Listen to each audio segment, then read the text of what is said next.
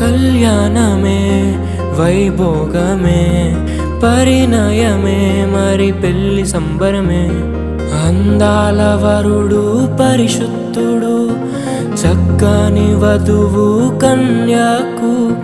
అందాల వరుడు పరిశుద్ధుడు చక్కని వధువు కన్యాకు. జరిగే పరిశుద్ధ వివాహమే పెరిగే నిరంతర సంతోషమే. జరిగే పరిశుద్ధ వివాహమే పెరిగే నిరంతర సంతోషమే.